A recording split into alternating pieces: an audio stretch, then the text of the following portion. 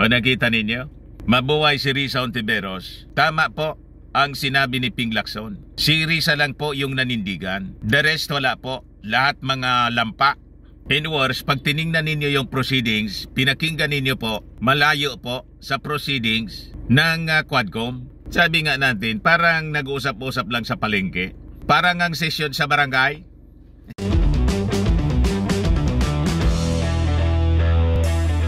Ito naman po yung bago naming product na binibenta online. iGlow Serum, whitening po siya. Tingnan ninyo yung epekto sa aking anak na architect before and now. Yung mga inquiries po ninyo, dumiretso na lang kayo sa kanyang Facebook account, Riz Maravillas. Sabi mga kababayan ni Chis Escudero, Senate President Chis Escudero, tungkol sa pagmumura ni dating Presidente Digong, hindi niya okay yun ha? Hindi pala okay. Inayaan ni Coco Pimentel and other senators. Ang nanindigan lang talaga mga kababayan ay si Senator Risa Hontiveros. Talagang sinupalpal ng sinupalpal itong si Digong. Ito yung sabi ni Chis Escudero, mga kababayan. SP Chis, sa pagmumura ni ex-President Duterte sa Senate hearing, hindi okay yun ha? Yan ang problema sa inyo. Inayaan ninyong gawing palengke ni Digong yung Senado. Tingin kasi ni Digong sa inyong mga senador, mga inutil kayo. You see? Laging nagyayabang si Digong doon. Lang, hindi siya umubra mga kababayan sa kayabangan niya kay Risa Hontiveros. Sabi pa nga ni Digong, referring to Risa Hontiveros, gusto niyang palabasin, mas magaling siya, well experienced siya. Kasi siya daw, naging prosecutor, piskal, mayor, congressman at naging presidente. At sa kabastusan niya daw mga kababayan, kaya nga niya ako naging presidente dahil sa kabastusan ko. Ganon katindi mga kababayan. Kaya kung mag-attend po sa Congress, mas may paniwala tayo mga kababayan sa Congress eh. Sabi ni Congressman Abante sa Canidan Fernandez, hindi namin anyahayaan siya na magmura ng magmura. I-contempo ninyo. Kung walang magawa yung Senado, itong si Coco Pimentel, ipakita ninyo sa Kongreso na hindi pwede yung mga pambabastos ni Digong. Huwag na ninyong gamitin yung sinasabi ninyo, mga congressmen. Sa Senado, wala na tayong pag-asa sa Senado. Talagang lapdog ang karamihan doon. Tinayaan pa nga ni Coco Pimentel at saka ni Senate President Chis Escudero, si Bato at si Bongo na mag-attend. Dapat sana, hindi mga kababayan yon inayaan na mag-attend at magamit nila yung kanilang influensya kasi kasama sila sa mga pinangalanan na sabit mga kababayan dito sa war on drugs. Lalo na sa reward system at EJK. Ba't tinayaan ni Senate President Chis Escudero na ang dalawang senador maging parte ng tinatawag nilang Senate investigation? Sinira ninyo ang imahe ng Senado. You see? But anyway, nangyari na po mga kababayan. Sa Congress po, huwag ninyong hayaan mga congressmen na ang paglulukdan po sa inyo, ang Congress po co-equal branch ng executive. I-contempo ninyo the same rules sa mga ordinary resource persons or witnesses ang dapat i-apply ninyo. Di ba sabi natin, no one is above the law? Sa ibang bansa, hindi yan maaari po. Nakita ninyo yung trial, mga kababayan, ni Saddam Hussein? Nang mahuli mga kababayan si Saddam Hussein ng Iraq, President Saddam Hussein, iniharap po sa trial. Hindi umubra po yung mga angas ni Saddam Hussein doon sa mga jury ng Iraq, sa mga judges po. And ultimately, nang masintensyahan pong guilty, binitay po si Saddam Hussein. Kulang pa nga yung buhay niya mga kababayan doon sa pagmamalabis na ginawa ni Saddam Hussein sa kanyang bansa. The same dapat dito mga kababayan sa dating Pangulong Digong. Imagine, more than 20,000 ang namatay po sa EJK. Kulang pang buhay ni Digong, ni Bongo at saka ni Bato. Nakabayaran mga kababayan sa sakit na dinanas ng mga biktima nila.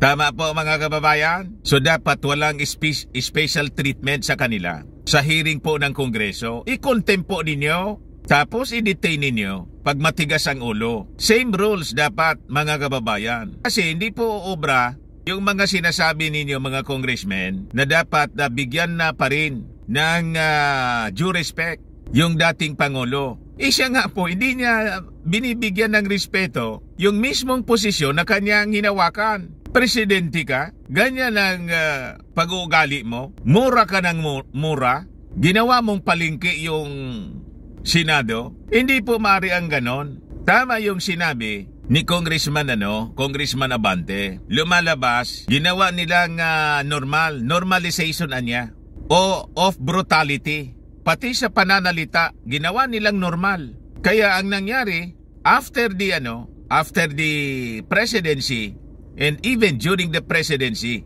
pinauso yung mga pagmumura. Kaya tingnan ninyo, sa social media mga kababayan, yung mga followers nila, walang habas sa mga pagmumura. Which is a no-no, sana. Ginawa nilang normal. You see? And because of that, yung ating mga kabataan, mga kababayan, gano'n na rin yung pag-uugali. Sumama yung mga pag-uugali. Kasi, yun ang natingala. Yun ang nakuha nila sa ating dating leader na si Digong. Huwag ninyong hayaan po, mga congressmen. I-contempt po ninyo. I-detain pag matigas ang ulo. Bahala sa buhay niya.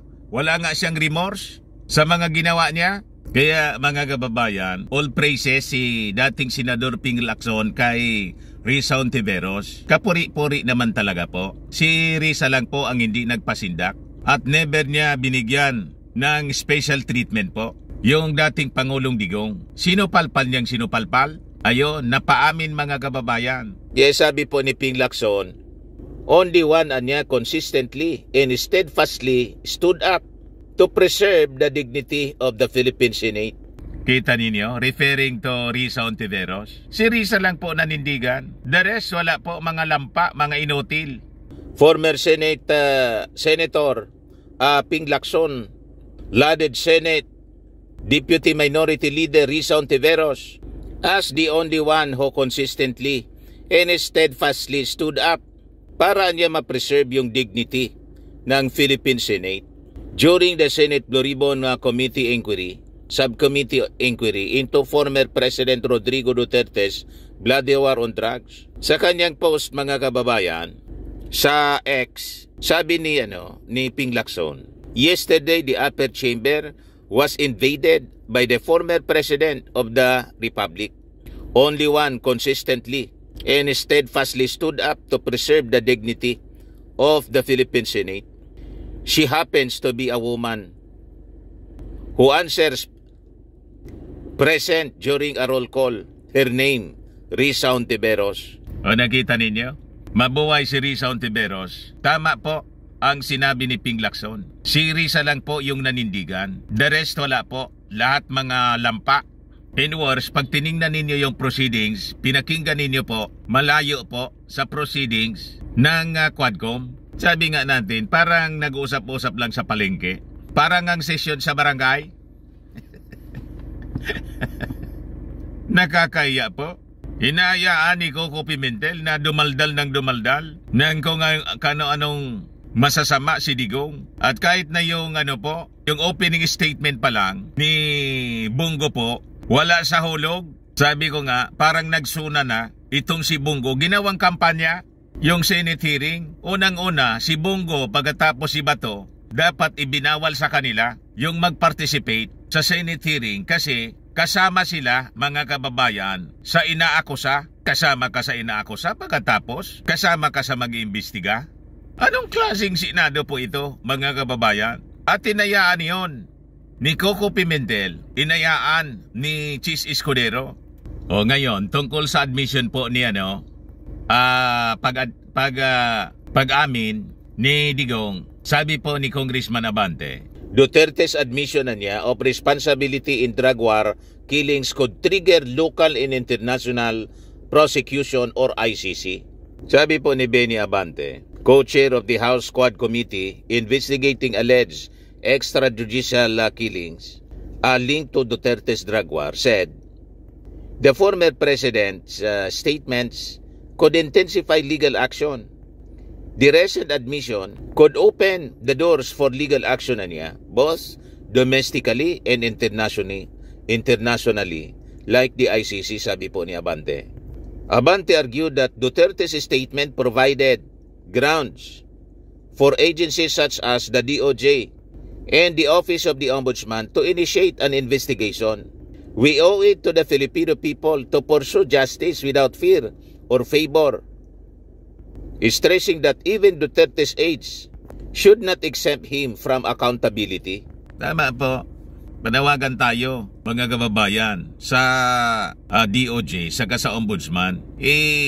Expedite na po ninyo ang case build-up. Kailangang papanagutin ang dapat managot. Pag hindi po, mauulit ang ganito. Ma-embolden ang mga tulad ni Digong. Kailangan po na papanagutin para hindi na po maulit. Abante also questioned Duterte's claim that the drug war protected innocents, noting many civilian casualties. He invited Duterte to testify before the Quad Committee, emphasizing the need for transparency and accountability. He further criticized Duterte's public calls to kill as statements that emboldened law enforcement. I'm not against the war on drugs. I am all in favor of it. Pero palagay ko naman sa napakaraming napatay na mistaken identity at drug user lamang, that is something to investigate. So tama po, huwag ninyo pong tigilan. At huwag ninyong paintulutan ng angas ni Digong. Halimbawa, mga kababayan, na mag-attend siya sa Quadcom. Pero tingin ko baka hindi po mag-attend. Kung hindi mag-attend, i-contempt po ninyo. Tulad ng ordinary citizen, i-contempt po ninyo at pa-arrest ninyo si Digong. Tulad ni Pacquiao, tulad ni Wanted, tulad ni Harry Roque. Dapat pantay-pantay tayo sa batas. Tama itong sinabi po ni Congressman Valeriano ng Manila. Tinawag pa niyang salot si Digong. Sabi dito sa Impact Leadership, salot, former President Duterte is not the law, not above the law. He is a plague.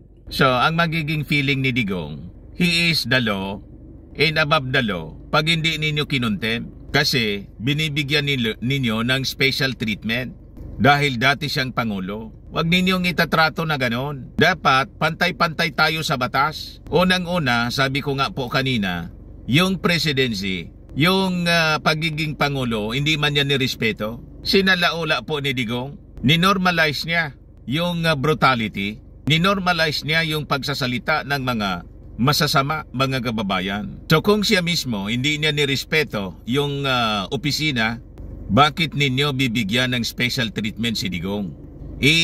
Tulad ninyo po kay Saddam Hussein, President Saddam Hussein ng Iraq. Alam na ninyo yung sinapit ni Saddam Hussein? Tinugis ng Amerika po, nagtago po sa Imbornal, at nang mahuli po, ikinulong, isinailalim sa trial. After the trial, found guilty, binitay po si Saddam Hussein. So dapat ganon, mga kababayan. Kasi sabi nga natin, kulang pa yung buhay nila, 20,000 plus or close to 30,000 yung nangamatay, mga kababayan, without a due process. Sabi po ni Valeriano that former President Rodrigo Duterte's acceptance of responsibility for actions in the drug war does not absolve others involved. Our criminal laws hold liable those who are principals, conspirators, accomplices, and accessories. It is not up to former President Rodrigo Duterte to determine who is criminally, civilly, and administratively liable for crimes committed during his brutal war on drugs. Guilt is for the courts to determine, and we fully expect this case to reach the Supreme Court. Valeriano also noted that since Duterte no longer holds office, sabi ni Valeriano, he clarified that the determination niya of liability will begin with a probable cause assessment by the DOJ or the Office of the Ombudsman.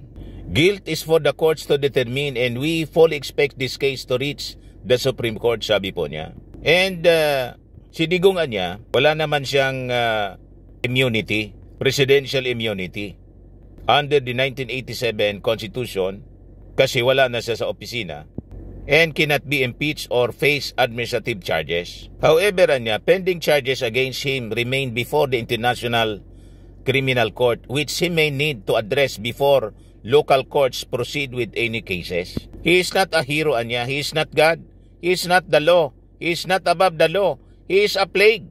Valeriano further remarked that the House looks forward to Duterte's appearance at the Quadcom public hearings where they plan to question him in depth. Our findings and recommendations will be based on evidence. We will forward our findings to the DOJ. What happens after that will be up to them, sabi po niya. So mali po ang ginagawa ninyo sa Congress, lalo na sa Senado. And we hope dyan sa Congress po, magpakita po kayo ng pangil. Kaya hindi kayo nire-respeto ni Digong at ng kanyang pamilya, si Inday, kasi binibigyan ninyo ng special treatment. Hindi nga kayo trinato. Dinisrespect na nga kayo paulit-ulit. Di ba may kasabihan po tayo, mga congressmen? Respect begets respect. Hindi sila marunong rumispeto, huwag ninyong irerespeto ang mga tao na hindi marunong rumispeto. Naintindihan na ninyo, mga congressmen? Ginawa kayong kiko-kiko, huwag ninyong papayagan na i-disrespect ang ating mga institusyon. Si Digong nga, hindi niya nirespeto ang kanyang opisina. Pagkatapos kayo, nire-respeto ninyo, itrato ninyo si Digong bilang ordinary person. Dapat ganon. Kahit pa siya dating Pangulo, no one is above the law. Tama po?